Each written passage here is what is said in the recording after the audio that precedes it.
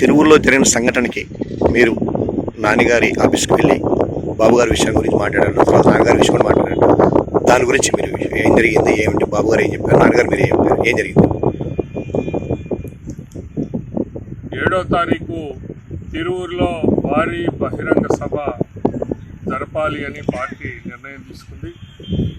ఆ మేరకు మొన్న తిరువురులో ఒక సన్నాహక సమావేశాన్ని జరపడం అనేది జరిగింది. ఆ సన్నాహక సమావేశంలో జరిగినటువంటి విషయాలన్నీ కూడా అందరికీ తెలుసు. ఆ మేరకు అధిష్టానం అందరినీ కూడా కలిసి పనిచేయమని చెప్పడం అనేది జరిగింది. అదే మేము నాని గారితో కూడా మాట్లాడాం. నాని గారు కూడా ఆయన పార్టీ ఆదేశం ఎలా ఉంటే అలా నేను అంగీకరిస్తాను అని ఆయన చెప్పడం కూడా జరిగింది. ఈ యొక్క ప్రత్యేకించి ఈ తిరువూరులో ఉన్న జరగబోయేటటువంటి ఈ సభకి ప్రత్యేకమైనటువంటి మరి పాత్ర శివనాథ్ చేస్తారు. పార్టీ ఆ రకంగా ఇనిషియేట్ చేసింది అని చెప్పడం అనేది జరిగింది. అలాగే నాని గారు కూడా పార్టీ ఆదేశం అదేనని అయినట్లయితే దాన్ని నేను అంగీకరిస్తాను,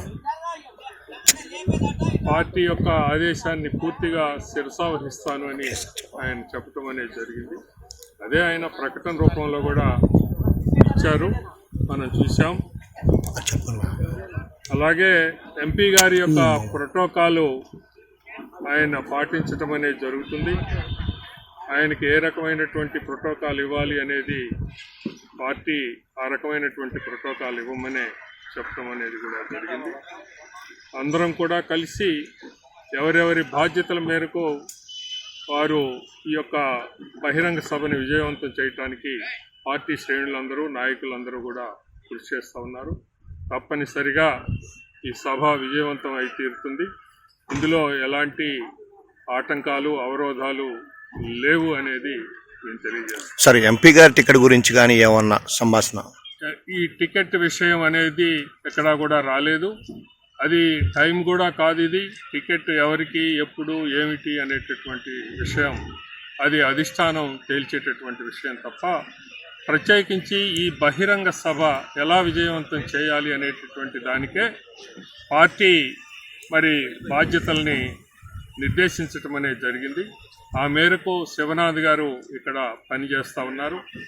వారికి తోడు అందరూ కూడా, చాలా నాయకులందరూ కూడా ఇక్కడికి వచ్చి ఈ సభ విజయవంతం చేయడానికి తమ వంతు పాత్రను నిర్వహిస్తూ ఉన్నారు.